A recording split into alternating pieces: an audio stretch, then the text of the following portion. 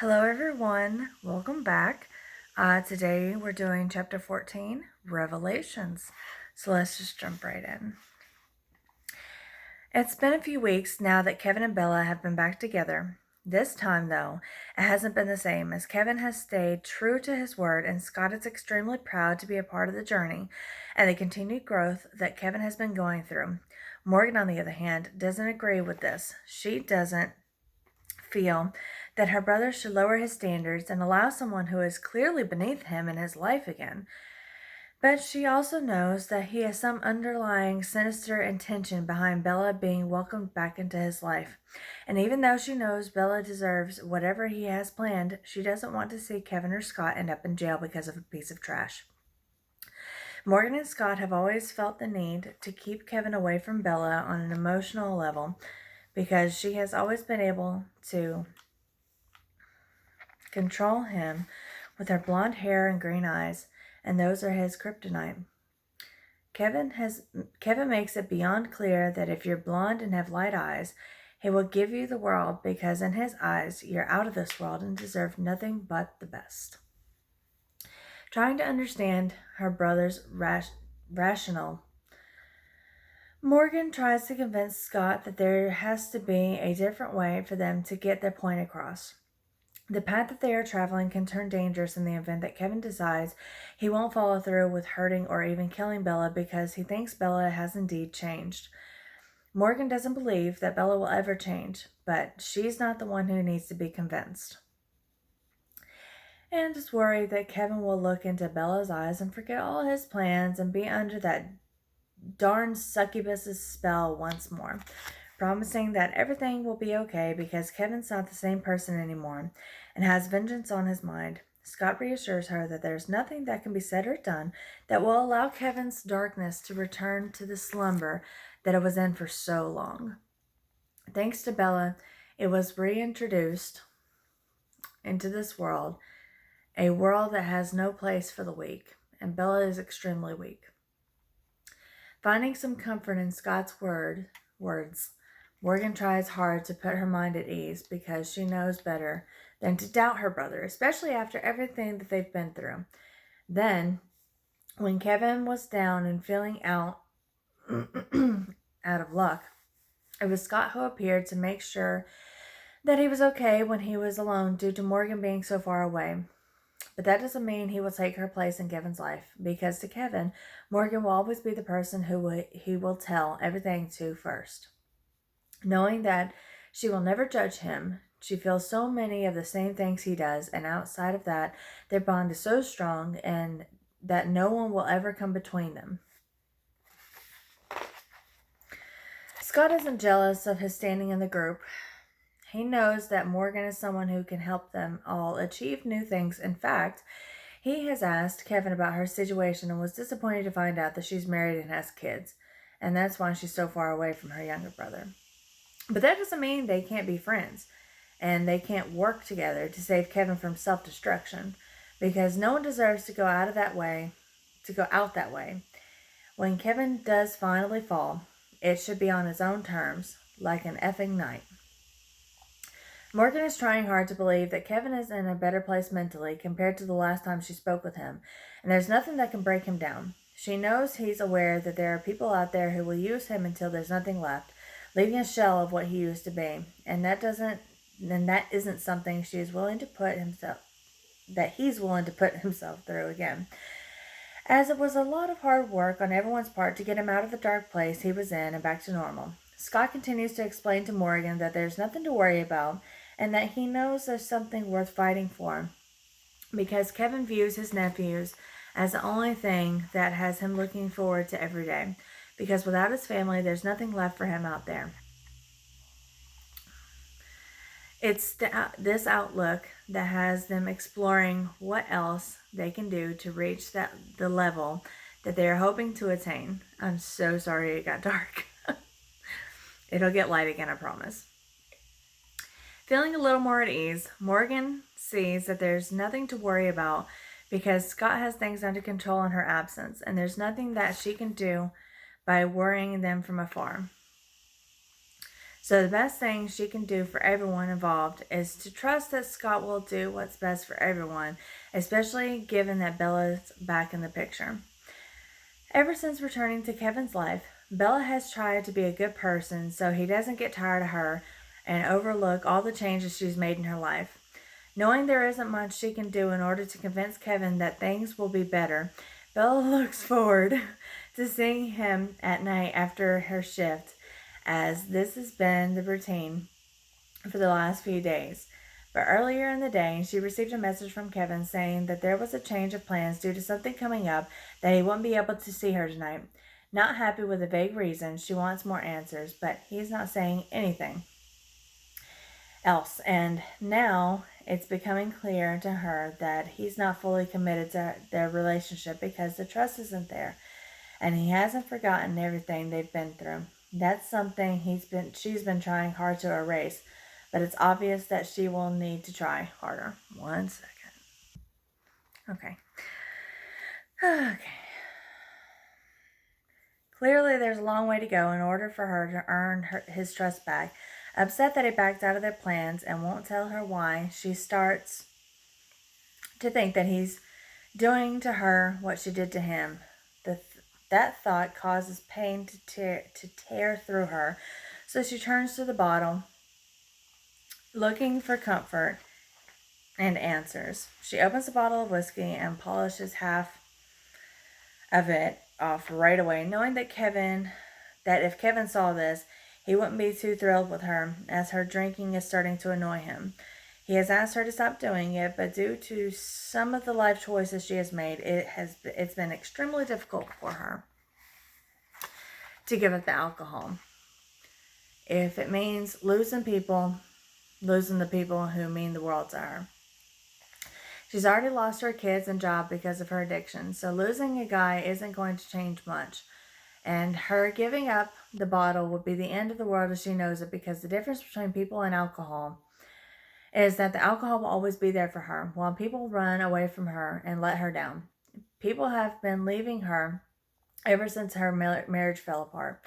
Once someone sees who she really is, they walk away, more like run away from her, due to the fact that she can't face her demons head on. And knowing that she's not willing to change for her kids is the wake-up call that they all need to realize that she will never change for them. The struggles she's been through are real, but that doesn't make it right for her to drown herself with all the alcohol that she can find and lie to everyone who comes into her life because of shame or not wanting to do what's right for the people whom she cares about. The lying and cheating all come with the territory of her own self-destruction, and she knows she needs to work on that. But there's nothing that forces her to change, because the way she sees it, if someone leaves, then there's always someone else waiting to replace them. No matter all the bad things that she's been through and all the times that Kevin has come and gone in her life, she hasn't been able to stay clean and has therefore been unfaithful to the process. But she clings to the hope that Kevin will one day forgive her and build the life that they have always talked about. But the fact that he's not talking to her and canceled their plans is a sign that Kevin is mentally checked out of the relationship and is now working on physically checking out of it as well. Without thinking much about it all, Bella has always turned to alcohol in order to forget. At one point, she tried hard to move on from Kevin, but the fact that he treated her so differently from everyone else has made him the standard to which she judges all others, and no one has lived up to him yet. And now that she ruined the way he looks at her, it eats at her because she can't figure out how to fix it and allow things to be clear between them once more. Kevin is now talking to Morgan and Scott on a three-way call, as there appears to be much for them to discuss. Knowing that Bella is hoping to restart and a clean slate, he tries to clear his mind from all the memories that are flooding it. All the good, the bad, and the ugly. One thing that Kevin has made clear to Morgan is that there isn't anything Bella can do that will force him back into the hell again. The last time they tried, it failed, like all the others, so he has no expectations of what it's going to be like this time around. The only thing that he knows is that it won't be pretty once the plans begin to unfold and she comes face to face with what she helped create. Content with that, with what she's hearing, Morgan laughs, not because she finds it fun, she's finding it funny, but because she's thrilled that her brother isn't lost anymore and has found his way back to being the man that he was always meant to be. Scott now knows that Kevin is all in on completing the mission and wants to make sure that no one can harm them, so he does some recon around Bella's house and job because she's the one who they need to eliminate in order for the prophecy to be fulfilled. A prophecy that Scott himself has foreseen and had made Kevin aware of quite some time ago. Scott's prophecy is what has led them to the goal of them achieving a new level that will allow them to be who they truly are, and it won't be denied for much longer, given that Kevin is there now and willing to explore the darkness that lies within his soul. Kevin looks as if there is a new person inside of him, breaking through the old, and it has been an eye-opening experience for Scott to watch the transformation. Scott knows that he will have to keep an eye on him because things aren't as they appear now, and everything has changed for the best. As Kevin is dead set on destroying the person who forced him to face himself in the mirror, do some soul searching, and pull out of the darkest corner of his soul the one thing that no one was expecting to see. Kev, I need you to be sure that you know what you're doing and you won't screw up, because if you do, you'll have to answer to me, and that's not something you want to do, you effer. A-hole, I don't know why you worry so much. I promise you there won't be any issues and things will go down according to the plans. Nothing will change how we'll do things going forward. You know that we will be fine, and Scott will never allow anything bad to happen to me. Or you, for that matter, Kevin replies. You know that if anything were to happen to you, I would have to cut off Scott's balls. Because you're my little brother and he's supposed to be the man who secures your safety. And if he can't do that, then there will be hell to pay. Morgan says, why do you have to take it there? There's no need to threaten the man's balls. Scott is someone who will always do what's best for us, and I have no doubt about it. Kevin replies, I know that Scott will do what's best for you. I'm just saying I will go to any lengths to make sure that he pays if you were to meet any harm. It's something that he needs to hear as an incentive to keep you safe. I also know that he loves us and will always try his hardest to ensure that everything turns out for the best. He can be funny, and the fact that there's no fear inside him is what I admire most about him. That's why I'm tough on him, because I don't want that edge to disappear. And the way we make sure that that doesn't happen is by inflicting our own brand of fear. But without a doubt, that sense of humor is what's going to make us even stronger through the rough days. Because eventually there will be rough days, and when those days arrive, we will be ready, Morgan says. Morgan, you know I love you, right? Kevin asks. Kev, just because you don't say it all the time doesn't mean that I don't feel it, nor does it mean that I don't know it. I don't say it all the time either.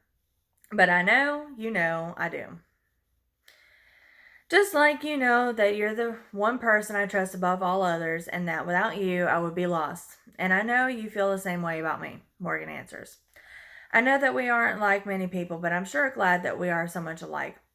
And with that, there are a number of things that other people wouldn't understand, but we don't have that problem. So if it were Thanksgiving, which I know that it's not, as it's still a few months away, I would have to admit that I'm extremely thankful for having a sister like you, and I wouldn't want to share anything I've been through with anyone else, Kevin says.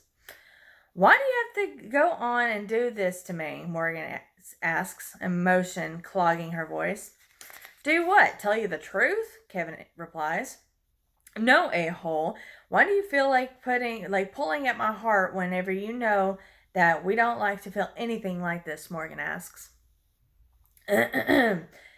B, I don't do it to make you feel things. I do it so you know that if I were to die one of these days, Then I'm always thinking about you and appreciate you because without you, I would be lost. Even though you don't want to feel anything, I know you feel the same way about me. So just know that I love you and always will look out for you, Kevin answers.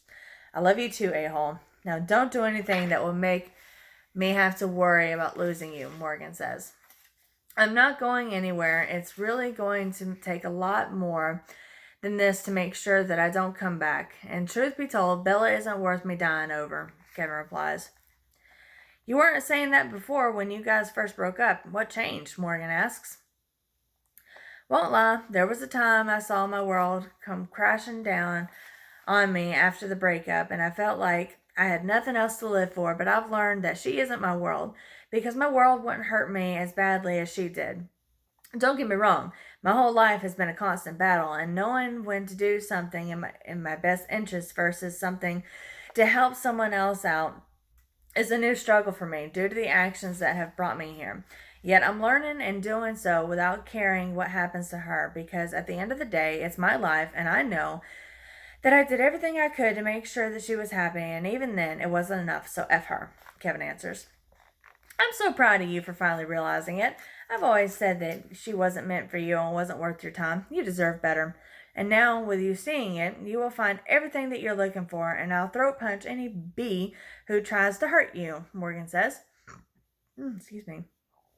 It takes me a while, but eventually I learn. And when I reach this point, it's all about getting even. This time she will see what it's like to have to deal with someone who used to love her more than anything in the world and now would love to see her suffer for her sins. Kevin replies darkly. I know you know to be careful and what to avoid, but I'm here to make sure that everything goes down as it should. If it doesn't, there will be some throat punching, kicking, and shooting because no one will play with my brother and get away with it, Morgan says. Don't worry, things will be just fine, and no one will be hurting me because going forward, I'm the only person who will be close enough to hurting me. The only person who will be close enough to hurt me would be you, as I refuse to allow anyone else that close to me ever again. Not even Scott will be that close. Listen, I have to make sure that the plans haven't changed for tonight, so I need to check in with Scott because things were supposed to get interesting later, Kevin says. I bet. I'm sure the only thing you two are going to do is jerk each other off. And I know that's something Scott would look forward to, and who knows what the hell you are into these days. Either way, best of luck to you, and remember no one hurts you, or they will have to deal with me. Talk to you later, Morgan replies. After getting off the phone with Morgan, Kevin decides to take a drive and clear his mind and process everything he discussed with Morgan. It's all unraveling too fast for him to understand it without taking time to allow it all to sink in. Knowing that getting rid of Bella might be more difficult for him to do than originally thought, Kevin knows that something has to happen to make it easier for him, and he looks to the heavens for a sign so that he can be unleashed without feeling any guilt or hatred. Certain of his need for a sign, Kevin continues to drive around town. He doesn't want to call Scott to talk through his dilemma because Scott would be the one person who would constantly tell him to kill her and allow these wounds to heal. So he drives aimlessly with no destination in mind to see if something will pop out of him in order to help him follow through with it. After an hour in the truck with no solution presenting itself, he decides that he will be better off just talking to her and hanging out with her instead. Scott decides that until Scott decides if they should kill her or not. Though he already knows that if the decision is left for Scott, the answer will definitely involve death for someone. Now tired of waiting for a sign that's clearly not going to come, Kevin heads towards the supermarket to grab some snacks for the fight tonight.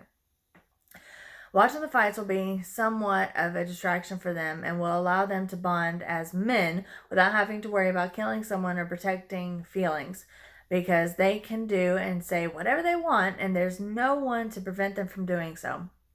Having made a mental list of the things that he would like to enjoy later, he starts to repeat it to himself in order to not forget anything, mumbling chips, swings, drinks over and over, even though it's a simple enough list, with everything on his mind, even the slightest little thing is throwing him off. And that's something he's hoping to fix by relaxing with his pay-per-view fight tonight. He knows that Scott doesn't want anything outside of the chips and beers, so the only thing he really has to worry about is what he wants. But not knowing what he's in the mood for at the moment makes things a little more complicated for him, as there are a number of good things that he enjoys, and there are a number of ways to eat the things that he loves. Inside the supermarket, Kevin starts to run around like a madman, even knocking over an old lady, to which he responded by just looking at her for a split second before running away from the aisle. Without a care in the world, Kevin continues running through the store as people jump out of the way and say things to him, but he's not hearing any of it. It all sounds like mumbling to him, and there's nothing that's going to prevent him from getting the things he needs in order to get out of there as soon as possible. After grabbing all of the items, Kevin rushes over to the checkout lines and sees that there's one with no one in it. He runs towards it, bumping into an old man who starts screaming bloody murder at the top of his lungs the moment that he hits the floor. "He tried to kill me!" the old man screams. "Calm down, old man. That was a love tap from the angel of death. If I wanted to kill you, I would have already done so," Kevin says absently. "Did you just threaten me?" the old man asks. "Not at all. I'm just saying to stop being a bee and shut your mouth so we can all go home and do the crap that we gotta do. Effing old people with nothing better to do than wait and tempt death." Kevin replies as he walks into the checkout line.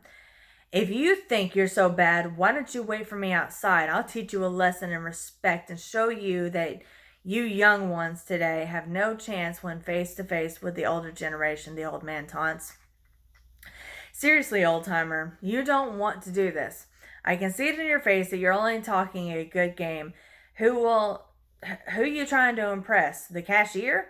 Think that your old balls will be able to withstand her bouncing on you like a pogo stick? Or are you looking to die while she's riding you?" Kevin asks, enraging the old man even more. "I'll F you up right here. There's no need to go outside. Square up, boy, because you're about to find yourself dancing with the Reaper," the old man replies. "If it were a different time and place, old man, I would teach you a lesson in respecting the so-called new blood. But I don't want to fight you, as I don't have time to deal with this bullcrap. So please, accept my apology and walk away. I'm sorry for bumping into you," Kevin says as the old man walks away, wiping the sweat off his forehead. Now out of the store, Kevin gets in his truck and heads for home. When he gets a text from Scott, he replies that he's on his way back to the house from the store, since there were a few things that they needed for the show, and now everything is ready. Not worried about the traffic or anything anymore, Kevin starts to sing along with the radio and smiles at people as he passes by, knowing that this night will be a great night, and possibly the beginning of something, because there's a feeling in his bones that they are simply getting started. Almost at the house, he gets a message from Scott telling him that he picked up some whiskey, tequila, and vodka for the fight, and there's nothing else that needs to be picked up. Content because there's nothing else left to do except cook the wings, Kevin opens the window so the fresh air can slap him in the face. The nice cool air feels wonderful on his uncovered skin. Upon arriving at the house, he notices that there's a car in his driveway, which is Scott, and another in front of the mailbox, which happens to be Bella. Not ready to talk to her today because there's nothing he has to say to her, and he's prepping things for the fight in a few hours. Kevin parks the truck behind Scott's car and lowers his head onto the steering wheel. He knows there will be a lot of nonsense coming out of her mouth the moment that they start talking, and that's with her having known well in advance that these plans were made long ago, even before they broke up the last time. Hoping that Scott will run interference for him, Kevin stays in the truck a little longer, and just like that, Scott gets out of the car and looks at him, smiling, as he knows that this shouldn't be happening. Yet there's something that constantly keeps them crossing paths. The one day it will come to an end, one way or another. Still smiling at Kevin, Scott thinks this is insane, but in the midst of the insanity, he finds it relaxing and peaceful because it's not his crazy bee who's causing the drama or stalking them. Feeling a little bad for Kevin, Scott looks over at Bella with a stony look on his face and doesn't do anything but stare at her for at least 3 minutes, trying to make her feel uncomfortable. Seeing Bella's obvious discomfort, Scott continues to stare at her, then just smiles and does a shortwave at her, hoping that it makes her feel strange enough to want to leave or come in for a quickie, as he knows that Kevin doesn't care about her in that way anymore. The things are different between them, and things are different between them. Sitting in the trunk, Kevin wonders if they should invite Sean over, but feels like a dick because he didn't bother finding out the kind of snacks Sean would prefer, so decides against it. But will remember to offer the invite for the next one. Not willing to listen to what Bella has to say, Kevin answers a few emails and responds to messages while he waits to see how long it will take for Scott to lose his temper and go all apeshit on her. He can see the temptation is there and the expression on his face. Although it's a calm exterior, Kevin knows that on the inside, he's dying to get a hold of her and break the bee's neck. That's why Kevin is willing to wait it out, because the longer he takes, the more impatient Scott becomes, and he starts to pace back and forth. The world's starting to close in on his mind, and the only thing that will put it at ease is to release some of the stress that's occupying space inside that head of his. "What are you effing doing here?" Scott asks as he walks down to the mailbox. "Why do you care? This isn't your house, yet you're always here acting like you own the place. Do you love my man?" A scared Bella replies.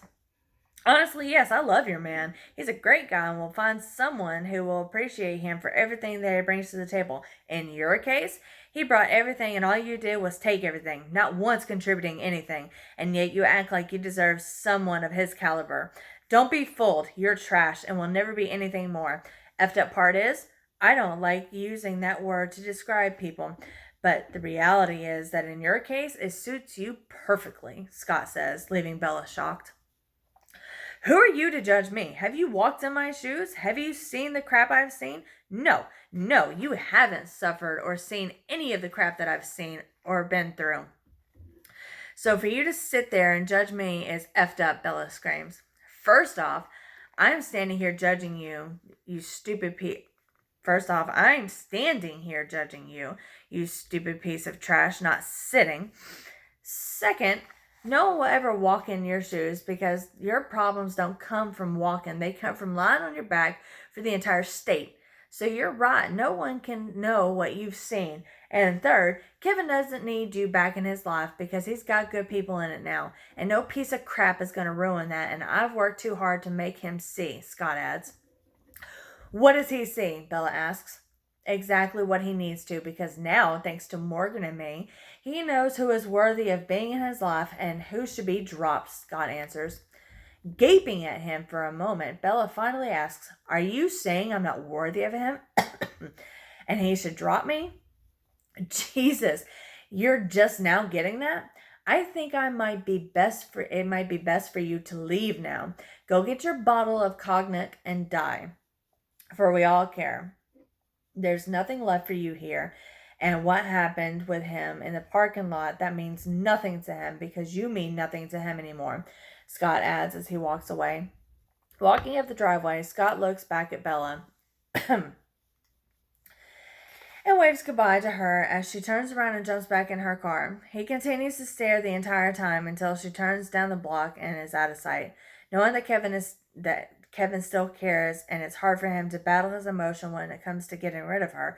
Scott walks over to the truck and knocks on the window, letting Kevin know that he got out. Now that the horror is gone. Glancing through the window, Scott laughs as Kevin opens up the door, and he reminds him that there's nothing to worry about because no matter who steps up to them in their lives, things will always work out because they have each other's backs. Okay, so that's the end of chapter 14. Next one is 15, and we will do that next time. 5 chapters left. That's it.